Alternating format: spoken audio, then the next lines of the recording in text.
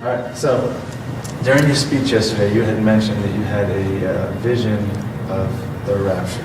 Yeah. Would you expand on that? Yeah, and I said in that message I was delivering, I was a little uncomfortable sharing that because I had never shared it publicly before, and as amazing as the whole story is, and I think even your audience would agree, by the time I'm finished, they're going to go, oh my gosh, that's unbelievable. And it would be unbelievable, except that, as you heard it is so witnessed and verified by people who are there when these things happen to me, and people were telling me things. You'll understand this as soon as I get into the story. But God finally, I kind of kept it to myself for years, until he kept verifying. It was like the Lord saying, Carl, you must share this. My people need to know this. I didn't give this to you for you to just sit around and bask in. So here's how it went. I had a dream in the middle of the night. Like the Apostle Paul says, I don't know if I was in the body or out of the body. All I know is I was caught up to paradise. Well, I'm not claiming it was equal to that, but I'm saying it was more than a dream somehow. Because to this day, all these years later, it is so fresh. I can still smell the smells. I can still see the sights. Yes, I could smell smells. It was unbelievable. It was like I physically was somewhere else. But it wasn't an out-of-body experience that I knew I was out of my body. It was like, I thought it was a dream. Until I woke up, and then it was so startlingly real that it took me several years before I shared it with anybody, because it kind of freaked me out. Here's what happened. So I go to bed, go to sleep. All right. In my dream / vision, whatever, I dreamed that I was standing in a field, and it was nighttime, and I was looking at the expanse of the sky. I might have been in big sky country or something. There's no mountains, there were no buildings in front of me, just the horizon, the beauty of the heavens. It was breathtaking. Behind me, I could hear the sounds of life. I could hear horns honking, people talking, conversations. I couldn't make out specific words, but like multitudes of people talking, cheering, maybe they're watching a ball game.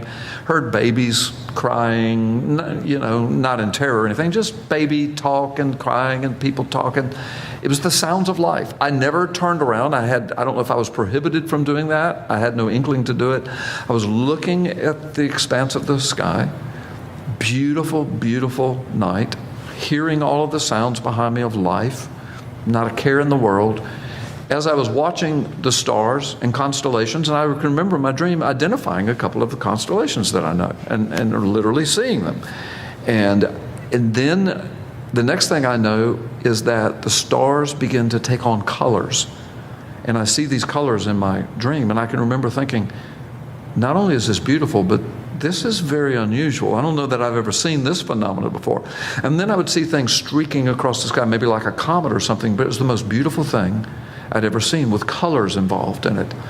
And then some of the constellations began to kind of almost swirl, not like a fan, but just kind of started moving like that. And then they started shifting positions a little bit. Then I can remember thinking, okay, something supernatural is going on. Now all this is happening in my mind as I'm watching. I'm still hearing the sounds of life. Then I hear the sounds of life behind me getting a little more panicked. It's like they're seeing it too, and they don't know what to make of it. I can remember that I didn't have a feeling of terror. I had a feeling of awe and wonder and thinking something is happening in the heavens. There's a shifting, there's a shattering, there's something is going on, supernatural. And then the stars appeared, literally, to fall from the sky. Not just fall, but to be zooming towards the earth.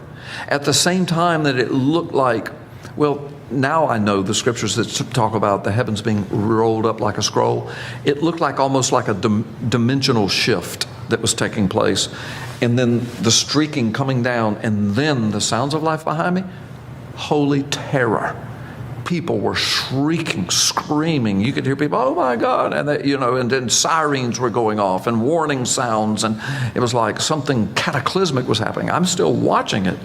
It was happening so quickly, and I remember thinking, well, I don't have any fear. The next thing I know, there is a presence beside me. I'm not allowed to look, or I didn't look, but I was aware that I was in the midst, the arms of a presence, or in the midst of a presence a personal presence. And the next thing I know, I'm just being lifted up. And I'm not talking about some kind of cheesy movie of the rapture or anything. It was real. It was smooth. It was peaceful. I look over to my left, and now the whole time I hadn't looked left or right, but now I look my left, my wife is right there.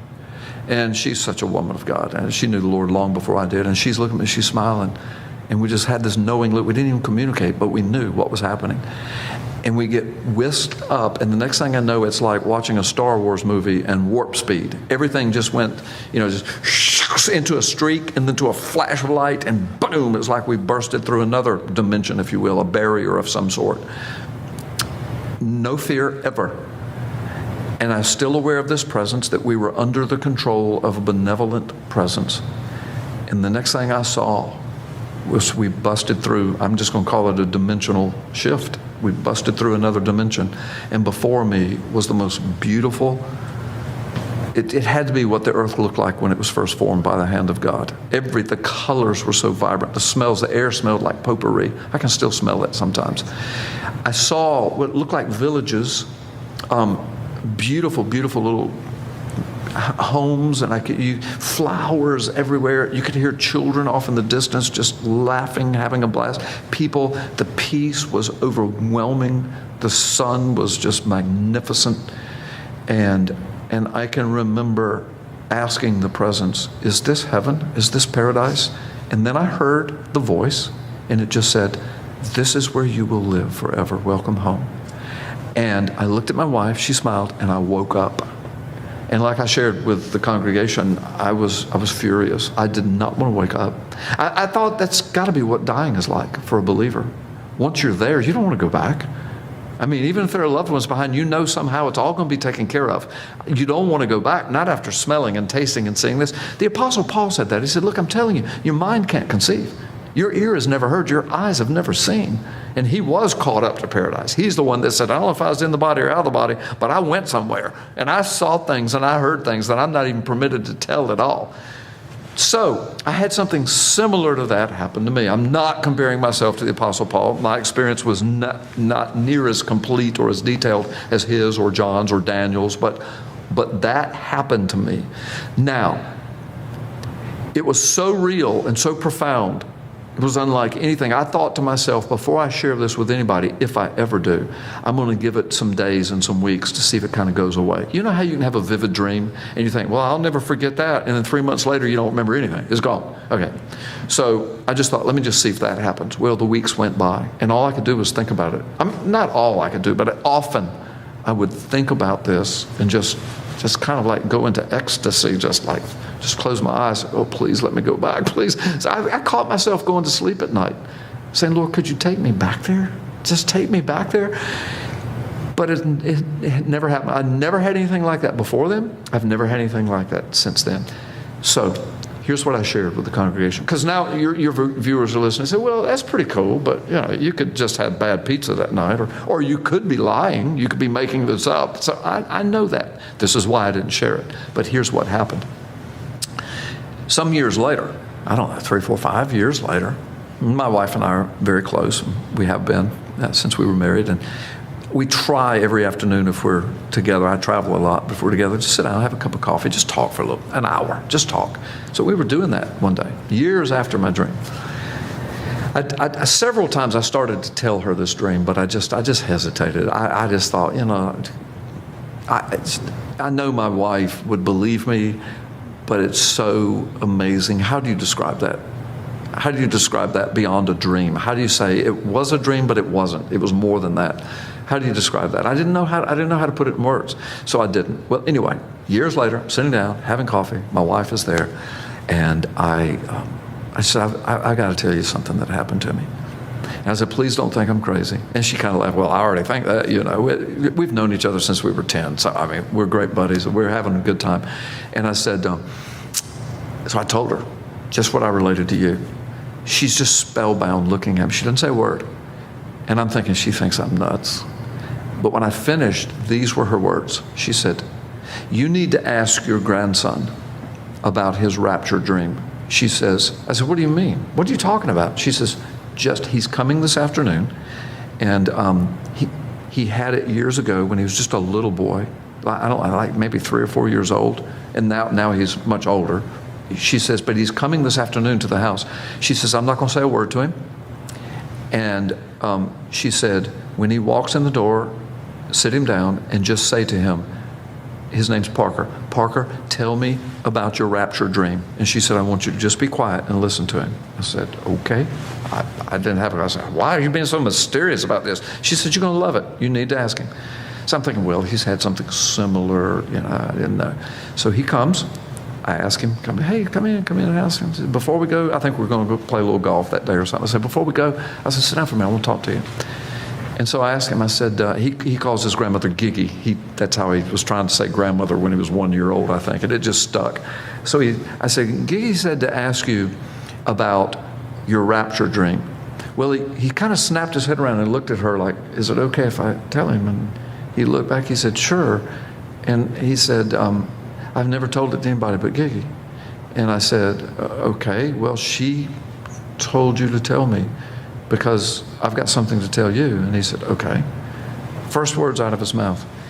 Well, Papa, he said, I was standing in a field and I was looking up into the sky. Basically, he describes everything that happened to me. I mean, seriously, he said, he didn't call it the sounds of life. He said, I heard people behind me.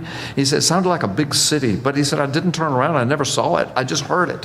And he said, but I'm looking at the sky. And he said, then the stars started moving. And I thought, how freaky is that? And he said, they started changing colors. And then he just describes the whole thing, except he has more detail. He gets it right up to the point where everything's kind of, the dimensions are shifting. The sky, there's like streaks are coming down, like the stars are falling from the heavens. And then he says, but I realized, Papa, that these weren't stars. These were angelic beings. And he says, and we were swept up. And he said, I was swept up. And he said, it was like I was in some kind of like a chariot or something. And he said, and there was an angel that had his arms around the whole thing. He said, I saw him. He said, I talked to him. And he says, and then we were whisked. And he says, and you and Gigi were there. And I think he called it a couple of others, Mom, Dad, people he knew. And he said, I saw their faces and we're just going. But he said, but it wasn't a long trip. It was instant. And the next thing you know, he says, we're in, and I forgot what he called it, paradise, I'm going to use the word, in this beautiful place, whatever a small kid would say. And he kind of describes it like me. And then he said, and then I woke up. And I said, and then my wife's over there now, she's got tears, and she says, I told you. She says, y'all had the very same dream. She said, that's impossible unless God's speaking. Well, this story gets more fantastic, as you know, because you heard it. So I'm listening to all this. I'm celebrating that. I said, have you told your mom and dad? They said, no. I said, do you mind if I tell them? He said, no, I don't mind at this point. So I told them. They were blown away by the whole thing. Okay, so that's cool. Now it's a family thing. And, of course, we all believe each other. Now, my grandson, when he was just little, I don't know, 3 or 4, he didn't know anything about chariots and angels and rapture. But yet that's the dream he had. And he's describing it now that he's older. He's saying that's what happened. He didn't know anything about mine, so how could he have made up the stars and the colors and the people behind them? And, it's exactly the same as mine. So, but now it's in the family, and we're kind of glorying in it, celebrating in it, enjoying the peace of it. And we're all thinking, what does this mean? And we all kind of came to the same conclusion that God's revealing stuff, because you can get on the internet, read about Jesus visions, that Jews are having Jesus visions, Muslims are having rapture dreams. Some people are seeing hell, some people are seeing heaven. They die, they come back. It's all over the place. And it's just like exploding forward. And people may say, well, maybe people in every generation have had this. Yeah, but not every generation has had a thing called the internet and YouTube and Facebook. And so now it's everywhere. People are talking about it. So I told my family, I said, I don't know. I said, I'm a preacher of the word. We're a minister's family. We all have ministries. And through the mouth of a child, see? Psalm says, out of the mouths of babes, I will, give my praise. Then through the mouth of I'm going to call myself an old man, a pastor, preacher, a grandfather. Your sons and daughters will prophesy. Your young men will dream dreams. Your old men will have visions. Doesn't the Word of God say that? Old Testament and New Testament. So here's this little boy, a child, a son, a grandson, who's prophesying, if you will. Papa, it was the rapture, okay? I'm an old man. I'm having a vision/dream of something that matches exactly what he has. So we're just in the family. That's all we've told.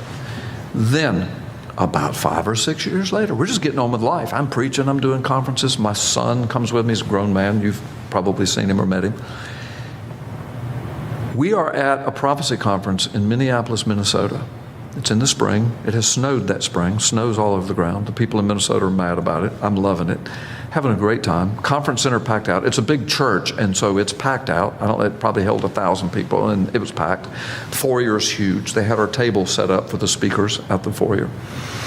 So I had just finished preaching, and I'm out in the foyer, and because I had just finished, people flocked around my table. Not that I'm such a great speaker, it's just I had just finished. So I come out, I go to my table, had written a couple books, and there they are. Boom, they're just piled in. My son's standing over to my left.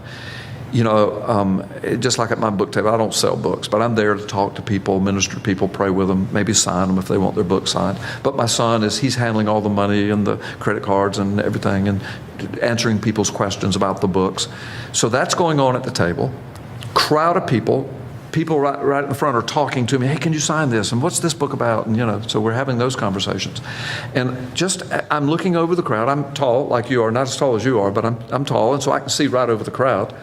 And I see this young woman making her way through the back of the crowd, kind of snaking her way through, kind of sweetly pushing people aside, trying to get up front. And I'm thinking, bless her heart, she wants to come up here bad, but I'm thinking somebody's going to slap her because, I mean, you know, everybody's trying to get to me. She's just breaking ahead.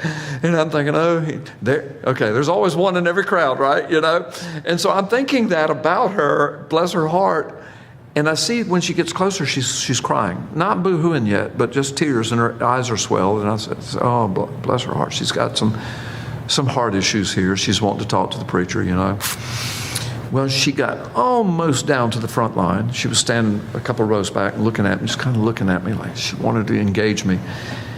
And then I saw her just kind of get discouraged, and she turned and walked back through. And I'm thinking, oh, gosh, I wanted so bad to say, wait a minute, but I couldn't because I'm signing books and people were talking. But I'm watching all of this. And she goes out. I watch her go out the foyer to the big front doors of the church, and she goes out. And I said, well, I'll never see her again. I said, Lord, I don't have a clue what that was about. And Brandon said something about, did you see that girl that left? I said, yeah, I saw it. I don't know what that was about. And he said, yeah, I don't either. So we're going on. Well, anyway, after a while, the crowd's thinning a little bit. But about 15 minutes later, I'm just still looking over the crowd, talking to people. The door's open. I'm seeing people come and go. I see her again. And she comes in, and she starts kind of making her way through the crowd again, but it's much less now, so it's a lot easier. And I'm thinking, all right, now this time, I'm going to talk to her, because obviously something's on her mind. She finally gets up. She comes and stands on the side of the table, and I'm signing my last book here. And she's, Pastor, can I talk to you? And she's still got swollen eyes and tears. She's wiping tears off her cheek. I said, yes, ma'am. I said, what's your name? She said, my name's Veronica. And I said, well, what's on your heart? I took her hand and said, what's on your heart? I said, something's bothering you. And Brandon's still kind of, you know, he's putting the money in. He's stacking the books up, but he's keeping his eye on old Pops over here, you know. She says, while you were preaching, God spoke to me. And she says, God, I've never heard the voice of God before. And she says, I didn't hear it in my ears, but I heard it in here. And she said, he told me that I had to talk to you, that you had the answer for me, that you would know the answer to my question. Well, I had no clue where she was going, and so I wanted to be humble about it. I don't know everything, but if God told you, maybe I will know. And she says, it's about a dream I had, and God told me that you could interpret it. Now, remember, this has been years since I had the dream and taught my sons. I'm not even thinking about that. I mean, it's been years, 5 or 6, 7 years. And all I'm hearing is, I need you to interpret a dream. Well, I know that that's done, and I know God can give people that gift, and I know it's in the Bible, but I've never advertised or considered myself to be an interpreter of dreams. I don't even know my own dreams, you know, most times. Now, the rapture dream is the one dream in my life. I understand that. But I've had other things where I've had to just say, you know, I ate something bad tonight. That's all I can think. You know, I mean, it seems like it might be spiritual, but I just can't figure that out. So I just forget about it. Well, she says, I want you to interpret this dream. God told me you can interpret it. And I'm thinking, all right, either she didn't hear from God, or God's getting ready to give me a gift to interpret this girl's dream. So I'm ready. I said, well, just tell me and I'll tell you. I said, now, I'm not going to try to pretend like I know something. If I don't have a clue, I will tell you. And I hope it doesn't hurt your feelings. But I said, I don't jerk people's chains on that. If I don't know what it is, she says, okay. She said, I was standing in a field. When she said those words, I didn't know where she was going to go, but my son grabbed my jacket. He just kind of like, Dad, listen to this now. She says, and I was looking up in the sky, and I was looking at the stars. And when she said that, I mean, I'm about to break down. And I'm looking at her, and and then she starts describing the whole scenario. I hear the people behind me. I hear children. She said, I wasn't allowed to look. And she said, then the stars started moving. Now, my son Brandon, who's the father of my grandson, who knows all of that, he just says, he grabs my arm again. He says, oh my gosh, Dad. And Veronica stops and says, do you know what this is about? And Brandon said something like, he's had the same dream. And she goes, what? And I said, yes. Finish what you're saying. And she said, well, I'm almost finished. She says, so the stars come and they fall out of the sky. And then she says, and she says, and I just screamed and I got on the ground and covered my head in the star. And then I woke up. And she says, what was that? She says, it was so real. This happened to me months ago. And she said, I told my husband, and we came to this conference. She said, I would need an answer to this. She said, it was so real, I can't get it out of my mind. And she says, you're telling me you had the same dream? I said, exactly, except my dream went further, and I know what it is. And she goes, oh my gosh, God did speak to me. You know, I said, Veronica, I know what the answer is to this dream. And I said, now this is 1,000 people in Minneapolis. I'm from Florida. And you know, and she describes my dream and my grandson's dream. And I saw her come and go, and I asked her, I said, why'd you leave? She said, well, I got scared. And then I couldn't get to you. And my husband and my children, she said, I've got little children, they're out in the car. She said, I went out there and just bawled. And my husband said, you must go back in. You must talk to him. God told you to. So she said, I finally got up the courage and came back. And she said, I'm so glad. So she says, what's the dream? And I said, it was the rapture. And I said, apparently, I need to talk to you about your relationship with the Lord, because apparently you were getting ready to miss it. Because you were, and she starts crying. She says, I've just given my life to the Lord recently. And she says, yes, I agree. She says, and I need to come back to the Lord. She said, I've been so far from the Lord. And she says, and that's all I can think is that God's trying to tell me something bad is getting ready to happen if I don't get right with him. And she said, I feel like I need to be in ministry. She said, I don't mean preaching or teaching. She said, I just need to be investing my life somehow in the gospel ministry. And she says, and I said, well, let me tell you what happens after the stars fall. I said, those are not stars, those were angelic beings. And it was the rapture. And we do go up and we bust through dimensions and barriers, like, you know. And I said, and then the next thing you know, you're in paradise. And she said, oh my gosh. And I said, well, let me tell you, I can't even describe to you what it smells like, what it looks like, what it sounds like. And she says, I knew it was probably had something to do with the rapture. And I said, well, yes. I said, that's all I can tell you. That's all I know. But I said, my grandson has had this exact same dream. I've had it. My wife, his grandmother, witnessed him telling it to her. Years went by. He tells it to me. I tell it to his mom and dad. We all go over it together, talk about it. And now more years have gone by. You come to me from Minneapolis, Minnesota, and you're standing here telling me the same dream and that God told you I knew what it was. I said, so this is not a coincidence. This is not bad pizza. This is God speaking. And then she said, well, I'm not really from Minneapolis. She says, I come from Peru. And I said, Peru? This is what makes the story even more fantastic. I said, me and my church have been involved in Peru for 17 years at that point in huge mission work. And we've got a school for children that can't go to school, and we finance the whole thing. We go down there, we do crusades, we take clothing, and back and then they really needed it. We're in a very poor area. Take clothing and medicine. We take medical missionaries.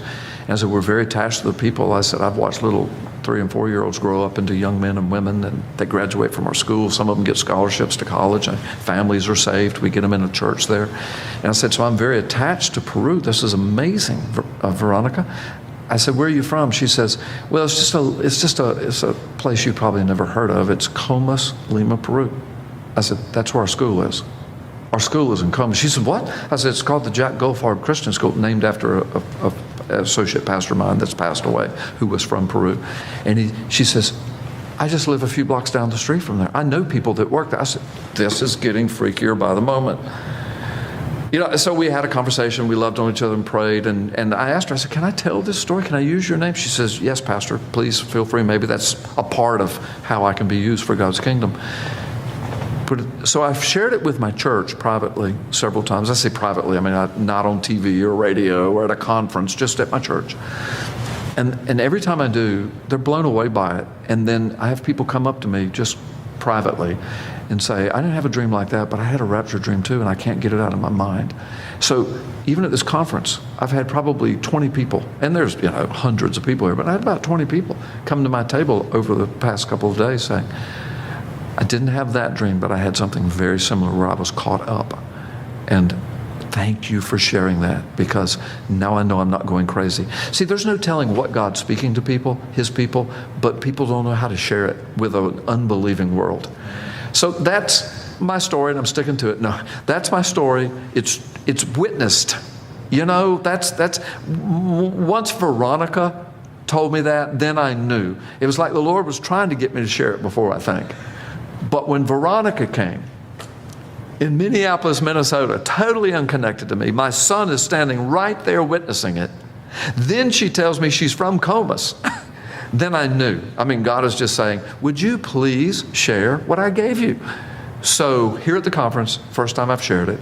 I know some people watching this will still not believe it, and I mean, I can't help it. I can't care about that, whether they believe it or not. I know what happened. I know what my grandson told me. I know what Veronica told me. Every one of those were witnessed by people. So what does this mean? I don't set dates. I don't think that dream necessarily meant it was going to happen in my lifetime necessarily. Feels like it did, but I could be proven wrong on that. I think God's just getting his church ready. I think I'm a preacher, so I'm somebody that would share it, and now I have. Now it's going to be on YouTube. It's going to go to the world. So I think all over the world, God is just getting his people ready to understand that time is getting short. Get right with Jesus Christ. If you are not right with the Lord, get right with him. People might be watching, say, how did I get right with him? Very quickly, Romans 10:9.